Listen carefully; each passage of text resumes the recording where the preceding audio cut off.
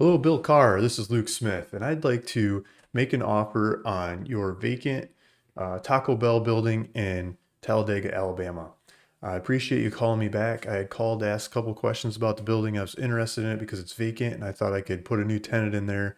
And I'm curious about just what's going on with this building and what if I could put a new tenant in there and run with the cash flows over time of re-tenanting the building, recolor it, re-sign, retool, and go turn it into a new drive-through shop.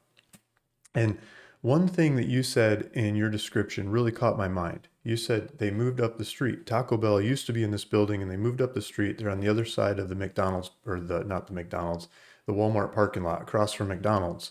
And I said, okay, I didn't realize that when I was first looking at it. I just thought maybe they stopped doing business here for whatever reason. Maybe the numbers didn't work or whatever. But you said no, they were doing really good business and they moved across the parking lot. So I started digging in and I was looking at this. This is there's a chart here of like cell phone traffic, and this is during 2019, like before they moved out of this location. So I went with historical traffic of how many people are coming and going from this shop and trying to verify that, they were doing good business here in the past. And this at the time makes that Taco Bell about an 80 percentile performing Taco Bell, the amount of people that were going here in 2019. And that's good. That's really good. There's some other shops in town that are doing really high performance, especially pizza shops, but other fast food shops, and some that aren't doing so well. Like there seems to be too much fried chicken. Church's Fried Chicken shut down, and there's KFC across the street. It doesn't seem to be doing so well, but the in numbers compared to the rest of them out there. So I don't think this is a fried chicken location, but I think there's good shots for pizza and other fast food shops to go in here. And so the guys that I know that I could rent to for pizza or other fast foods and the kinds of rents I could charge them, I was looking at the numbers and calculating it. I like the shop. I think it works and I want to make an offer. So I'm submitting this video to you along with the offer. Numbers and details are in the offer. And yeah, so I've just been studying this thing. I've been looking at it. And what I like to do to figure these shops out is I like to ask you for some time. And so this offer that I'm submitting is asking for some time for me to put a new tenant into this building. And so I'm going to market it. I'm going to call the guys that I know that I think would like this thing right out of the gate. I've been working with on other deals, and I think I might be able to get one of those to go for it. And at the same time, I'd also like to pit it against other people that I think go here. And I've got lots of data, lots of databases, and I like to study that data and work that data and figure out who goes here and who has the horsepower to pay rent on a location like this and this specific location, and who's open and up to it going for another location right now.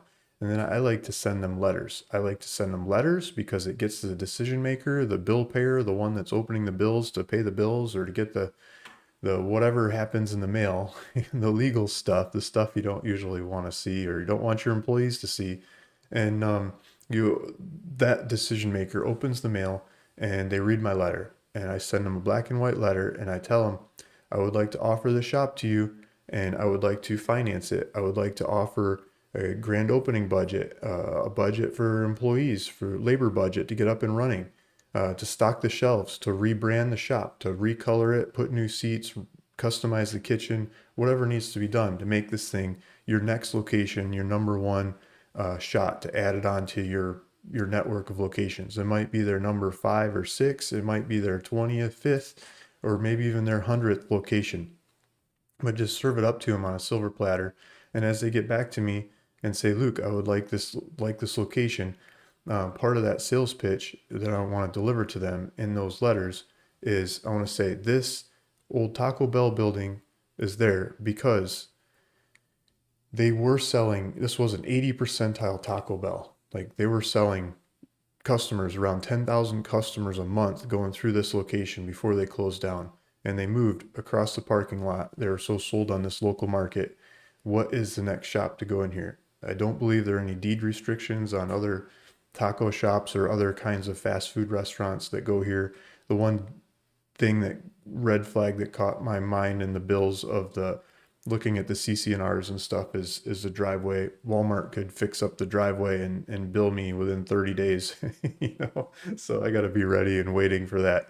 Um, but everything else that I saw in the paperwork on it looked pretty straightforward to me. So I would like to uh, make this offer, ask for some time to find a tenant for this building that the numbers work for me on. And then once I find one, pay you cash for it and go do the deal with the tenant and turn it into a cash flowing asset for me.